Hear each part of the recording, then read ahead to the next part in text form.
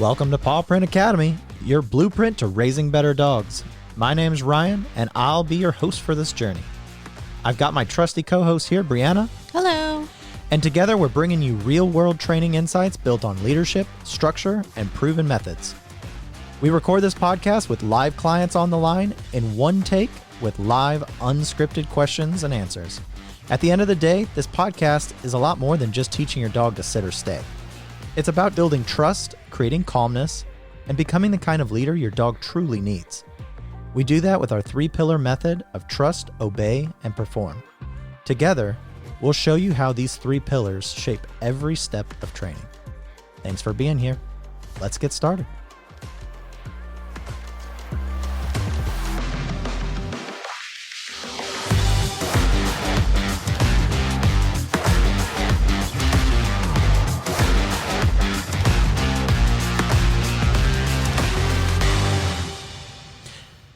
Hey, episode 35, Feeding Time Structure, How Mealtime Reinforces Leadership. As you may know, because you listen to this podcast, everything that we focus on in this podcast focuses on leadership. Mm-hmm. And feeding time is an important piece of that. So we're going to talk about that tonight. And as we get started, the statistic zone for tonight, we are coming to you live from the 1100 Download Club. We've hit 1100 downloads on all time from all the different sources that are tracked here in our metrics. So that is exciting. Yeah. We're moving up in the world. Yeah. If you are dabbling and listening to this and you came across it just for an episode and you're like, oh, sounds interesting, I would love to invite you to not only listen, but be able to listen live and jump in on the question and answers. In order to do that, you only need about 3 steps. So 1, go to thepawprintacademy.com. Sign up for a account, a totally free account, doesn't require a credit card, nothing. Go to events and announcements inside of there once you're in, and RSVP. We'll send you a link. Mm-hmm. That allows us to let you into the live Zoom call with our other clients and people that are going through different programs. That is part of the Paw Print Academy or Top Dog Training. And then you can be live on the podcast. You can participate. You can ask questions and be part of the conversation. Love to have you. If that interests you, or that's the process. If you don't, or you have an issue, or you've got something else, maybe you want to be a guest, like host on the show. If so, I'd also love to have you. Just email us at team@thepawprintacademy.com and we'll figure something out. All right, let's jump into it. Feeding time structure. Now, when we talk about feeding time, it's oftentimes a missed opportunity to show leadership in the most force-free and clear way possible. Yeah. You control the food. Mm-hmm. Food is life to an animal, and an animal has this animalistic, like, primal instinct that it has to feed itself. It must acquire food. Food is a primary reinforcer. Yeah. Right? And when we talk about primary reinforcers and secondary reinforcers, primary reinforcers are food, water, shelter, access to mates. Yep. Right? And there might be another one in there, but those are the big ones. Mm-hmm. The secondary reinforcers are then the extras, right? The primaries, things that are absolutely needed for the dog's survival. Mm-hmm. They're innate and they're instinctual. Yeah. Secondary reinforcers are toys and affection and freedom and excitement and all of these other things that we can use to increase the dog's motivation. But feeding time hovers all around and is way up in here in the primary reinforcer category. Yeah. So that gives you a huge opportunity to use it for your training benefit. Yeah. There's tons of opportunity there where you can use that as you can work on impulse control. You can work on patience on your part and the dog's. And you can also work on your trust with your dog during those moments. They're all super important, and they all can come into play with just their food. Right, because feeding time is way more than just nutrition. Yeah. So when dogs learn that calm behavior, you'll hear this like a million times in everything that we say. You can even go into some of the free training modules in the Paw Parent Academy, and I say it over and over and over. Calm behavior is like the number one thing that we train for. Yeah. Because it's easy to get a dog ramped up. It's easy to train for excitement and drive and these things.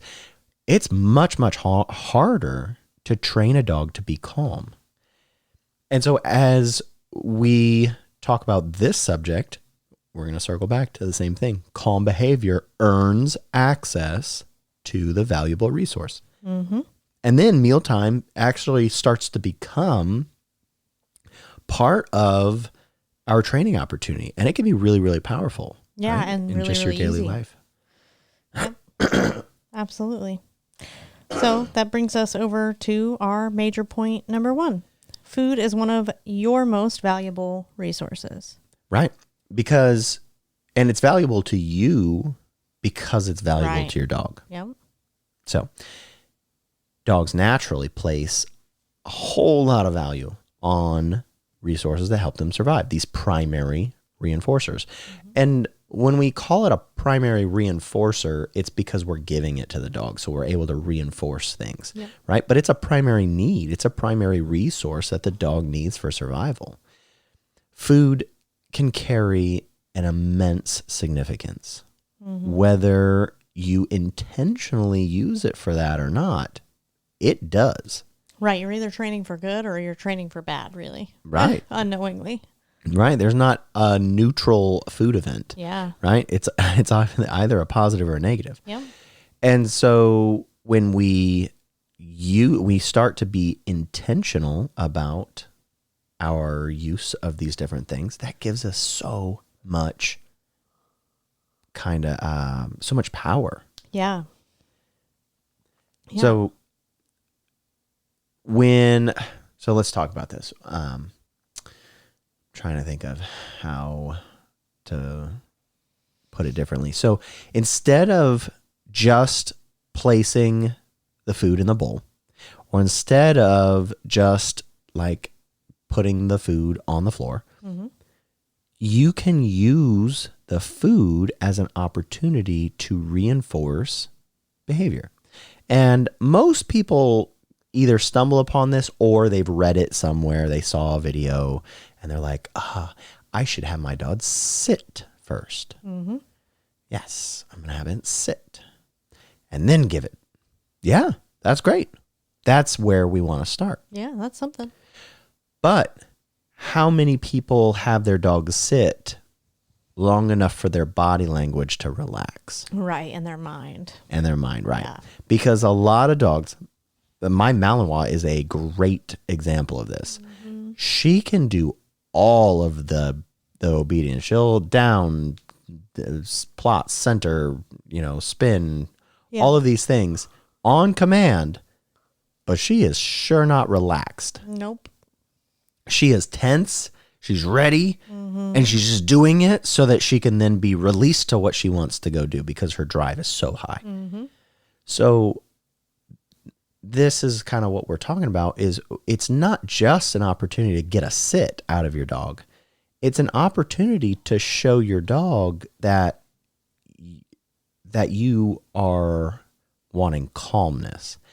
And that requires a little more time and a little more intentional guidance. Right, because in order to teach patience, you have to have patience. And so the big kickback we hear a lot is, well, I just don't have time.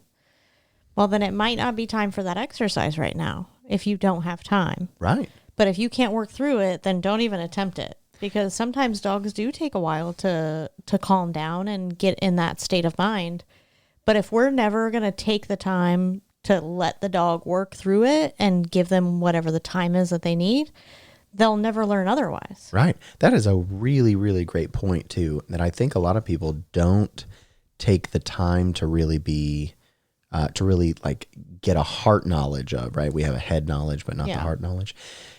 The concept of, well, I don't have time. Well, if you don't have time and you're just, you know, shoving a square peg in a round hole, it's not going to work right. And so you either have to find the time or change the approach, but you can't just be like, I don't have time, so I don't work on that. And then out of the other side of your mouth go, my dog's untrained and I don't know what to do. Yeah. Like you have to spend the time doing it. Right. And we tell people that with like dogs that are like crate barkers, right?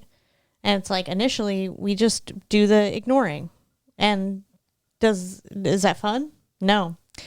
Does it get the message through to the dog eventually? Yeah, for the most part, depending on the dog, right? Sometimes ignoring doesn't work and you have to do different things, but step one is ignoring.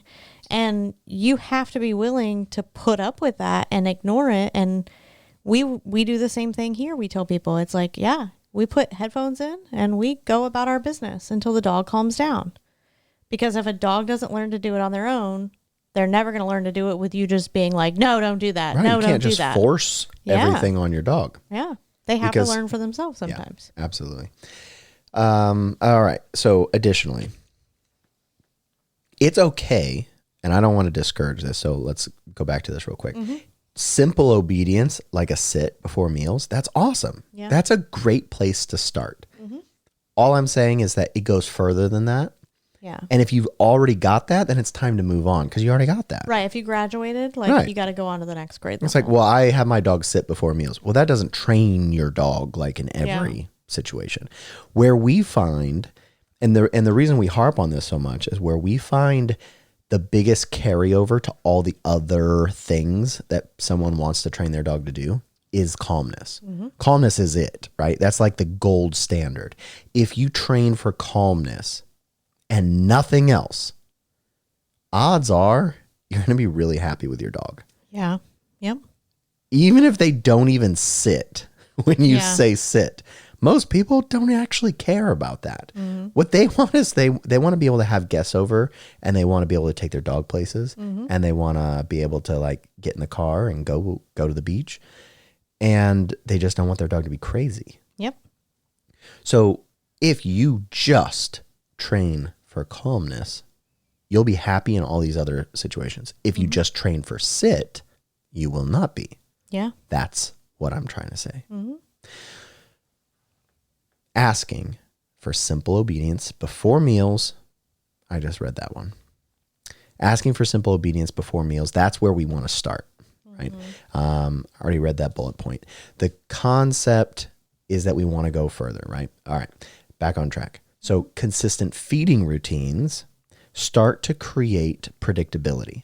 And that's how we then start to tweak our routine and make it a little more difficult and a little more difficult and a little more difficult. So start with the sit. Cool. I always ask my dog to sit before feeding. Great. Then you put the bowl down. And now I want you to wait and build a little duration. Then I want you to back up a little bit and build a little distance. Then I want you to go get a toy and set it down next to the food. And that builds a little distraction, right? And those are the 3 Ds of dog training, of proofing behavior. So we start creating a different situation for the dog. And then we build on that until we get more and more duration and eventually more and more distraction. Then that duration starts to segue into that relaxation. Yeah. And that's the win. That's where we really start to make progress because it starts to reduce the anxiety and help the dog relax because they understand what's expected. Yep. And that's the whole point. All right. So Next, impulse control starts before the bowl hits the ground. Mm-hmm. And that's a tricky thing. Right, because I know as soon as we pick up an empty food bowl or go to the food container, the excitement from a dog starts there usually. Mm-hmm. Yeah, many dogs just across the board, right? A lot of dogs are pretty highly aroused as soon as the food, anything begins. Yeah. So with, we have a little petty mix that I swear he can hear he can hear the bowl rustle or move from all the way across the yard. Yeah, outside with the door closed. Yeah. And he knows. And at that point, there's nothing that's going on outside that is even close to as important as what's going on inside. Right. He could be getting eaten by an alligator and he wouldn't notice. He'd be like, my back leg's gone. I don't know. He has no idea. There's salmon. But he is glued to the door. And sometimes as close as possible to the door until we let him in order to go get his food. Yeah. So he's like shaking with anticipation. Right. And so that's not relaxation at all, right? Nope. Nope. But I am very certain that as you're listening to this, you can picture your own dog in whatever goofy way that they do it, but they get real excited when the food comes out.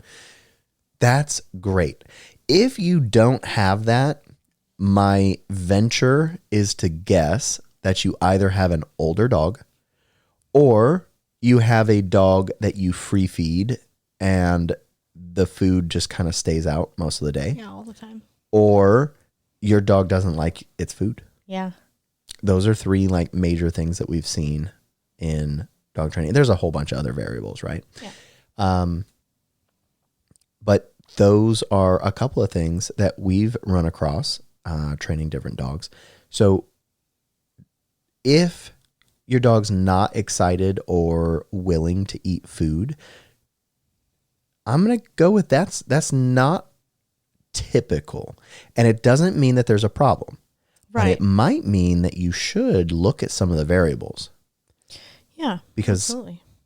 What I don't want you to miss out on, it's not really that it's a problem, right? Whether the dog's excited or not excited for food. But it's such a tool that you can use. I would hate for you to miss out on it simply because of one of those issues that might even be preventable or correctable or reversible. Right. And we're not looking to like suppress the excitement level here of a dog. That's what we always tell people when they come into like our programs and we're training. It's like we don't suppress the behaviors in the dog, but we learn or we teach the dog how to really like regulate their emotions and go from like high highs to like low lows, right? On the energy scale. It's like we will play super hard with a dog and then we go inside and we lay on place and we decompress together. And it teaches the dog ultimately to make better decisions. If you constantly tell a dog yes, and they never get that no, you did that wrong, then they never fully learn and grasp the equation. It's like holding your child's hand and being like, don't do that, don't do that, don't do that, don't do that. Instead of letting them do it and then going, you should not have done that. That's where the learning occurs. Right. Robert Cabral breaks that down with math in really simple math when you're training a child, right? 2 + 2. If they just guess, they're like 6. And you're like, no. 8. No. Right. 24. No. 32. No. It's like, well, when are they going to get the right number? Right. But if you, after the very first one, no, it's not 6, it's 4.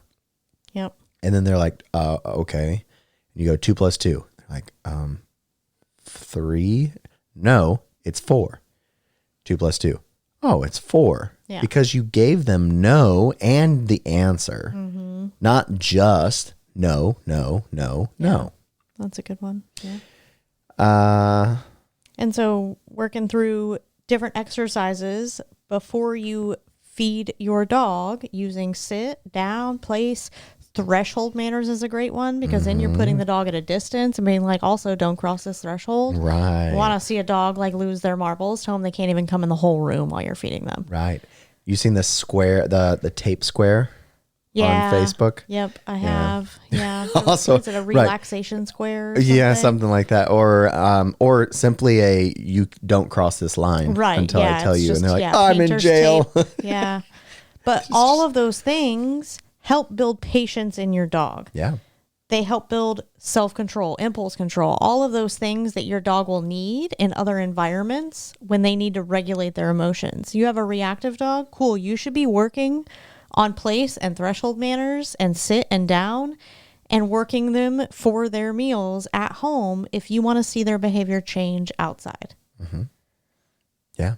And I know I've said it, so I'm going to just kind of gloss over it, but I don't just want obedience.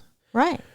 We want obedience at first and settle for that. That's fine. Yeah. But after you built that, there's another level. Mm-hmm. And the next level is the calmness and the obedience. So it's obedience with calmness, right? They go hand in hand. Right. And you tell calmness in a dog with their body language. Mm-hmm. Whether they're relaxed or not, that should be pretty apparent to most people. Right. If your dog downs and stays down, but also barks at you. Yeah. That's demand behavior. Right. If they're panting. It's not calmness. If a dog is panting, they're typically not calm. Right. Especially if they're not doing anything. Ears back, panting, tail twitching, or if they're up on their haunches when they're laying down and like ready to jump up and they haven't rolled their hip over. Yeah. Any of that is a sign that your dog is not actually relaxed. Right. They're ready. Yeah. Yeah. Okay. I think we've hit that one enough. But that's the reason why dogs struggle to remain calm around food is because they usually haven't been shown that pattern. Right, because we don't have time. It takes time to wait for a dog to calm down, right? You can't just force them to calm down. They don't calm down on cue in the very beginning. And so if you don't make time for it and the dog doesn't have to do it in order to gain something from it, they aren't ever going to learn it. Yeah, so you 100%. have to be willing to wait. The moment they're calm, then they can get rewarded. But if you reward it and it's not what you're looking for, you're never going to get there. Yeah. You're going to be spinning your wheels. Yeah, 100%.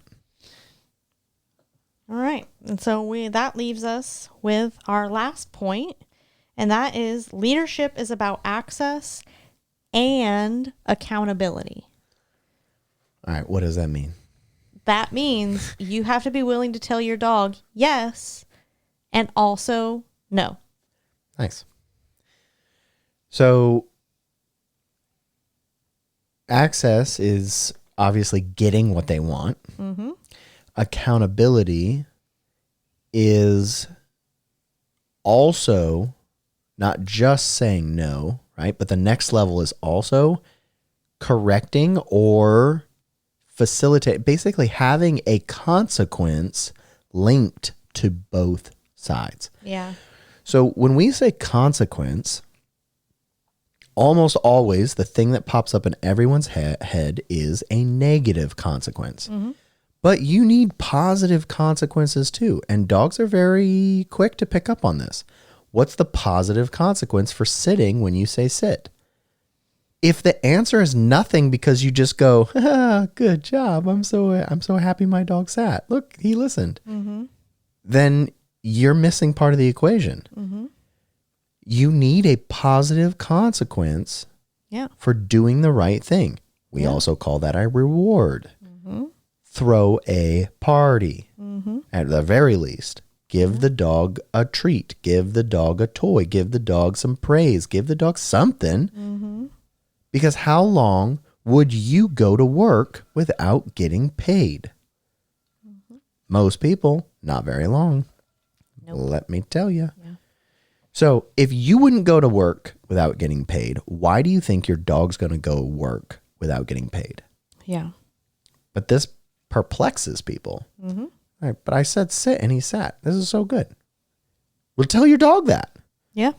And don't just tell him, good. Mm-hmm. That's not rewarding to your dog. Yeah. You got to be a little almost borderline embarrassing. You'd be like, yeah, good job. That's where you got to start. Yeah. Okay.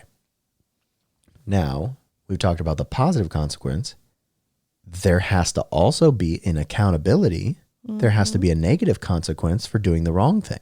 Yeah. Otherwise, that's not actually accountability. Right. But when we talk about negative consequences, then everybody gets all uptight about, well, what are you doing to punish your dog? You know that negative accountability can simply be stepping towards your dog when they step off of their place bed. Mm-hmm. Negative accountability, this not negative in the scientific sense where we're taking something away, but just like basically bad, right? The bad side. We can just step towards them.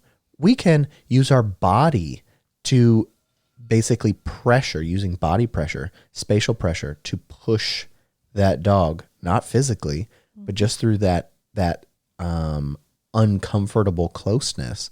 That dog goes, No. That's too close. I got to back up. Yeah. And the leadership itself isn't about like dominance, right? And I think that's where people get things kind of confused. Mm-hmm. You're not trying to out alpha your dog. Correct. You're trying to lead them as if you would as a parent, is how I kind of like look at it. If you're not willing to guide your dog, just like you guide children, then you're going to have a different outcome with your dog. Yeah, absolutely. And so, excuse me, when we control different pieces of access in our home, that could be access to the couch, access to food, access to outside, access to the bed. That's a good one. Yeah. But all the important resources have an opportunity to control them, not through force, through leadership.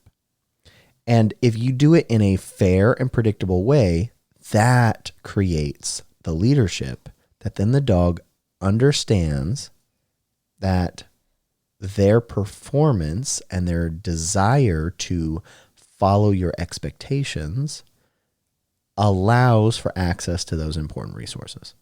Right. And then you become the person that your dog looks to be like, hey, do you have any food? Hey, can I go outside? Absolutely. Hey, can I have this toy? Hey, can we go for a walk or do something? Because that gives you control, right? And if you control the food and the space and the movement, then you have all of these opportunities to create clarity for your dog by allowing access to one specific thing for one specific task. Yeah. Your dog sits, here's the food. Your dog lays down, hey, come on up to the couch. Yep.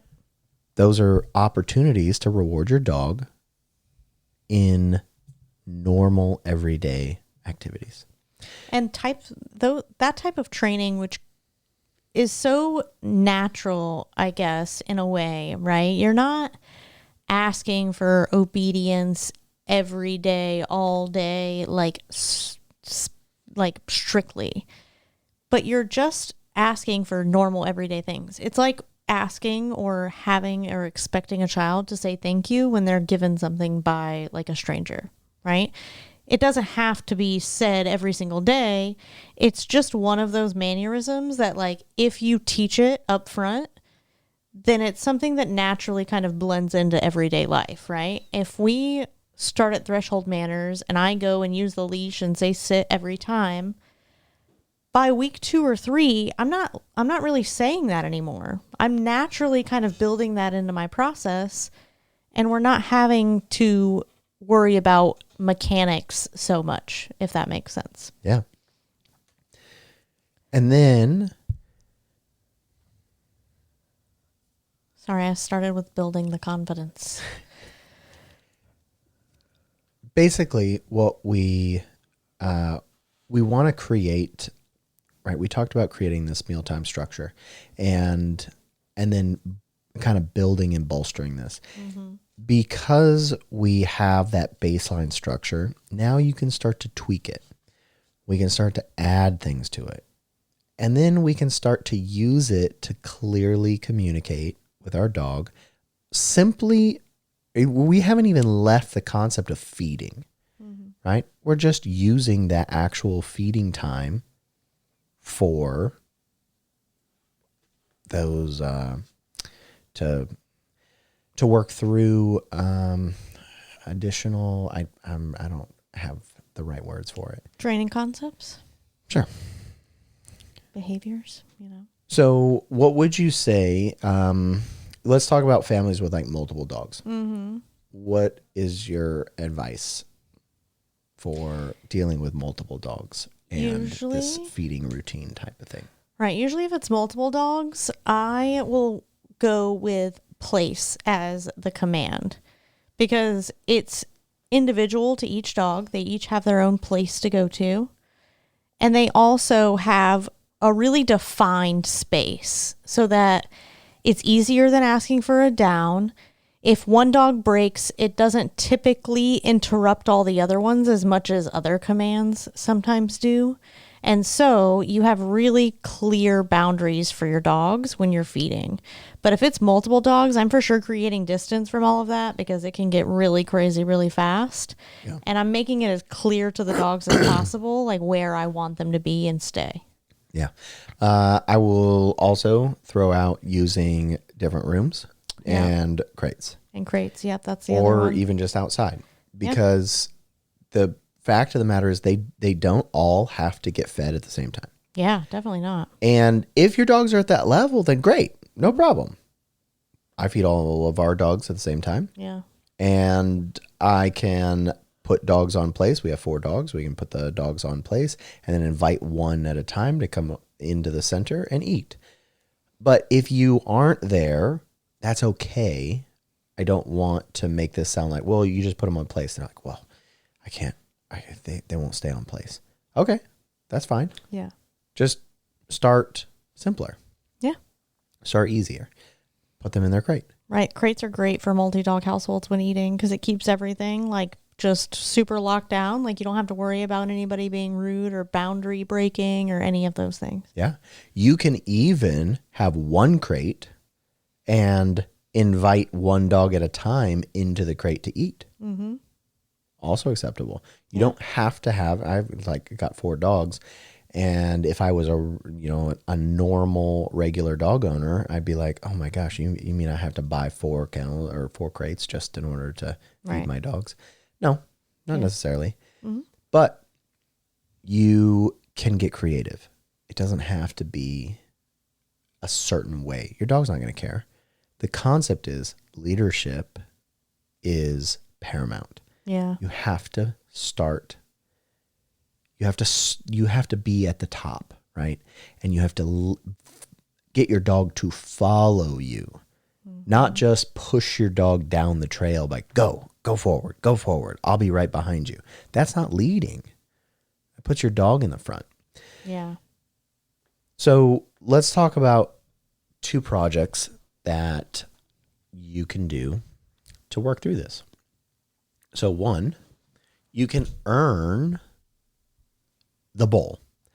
What that looks like is before every meal, ask your dog for a simple behavior. Start with 1, right? We just get the sit.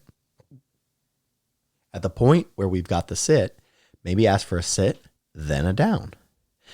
Then ask for a sit, then a down, then hold it for a few seconds. Then ask for a sit, then a down, then a come, then a sit. And the concept is just that we start building that obedience. At the point where we have the obedience, you can then start to require the obedience and calmness, like we talked about. Prepare the food while your dog is in that position. Prepare the food calmly and try to avoid building excitement. If your dog breaks the position before you give them permission, just calmly reset and try again. Mm-hmm. All right. Then only place the bowl down when your dog shows at least some level of control, maintaining the position.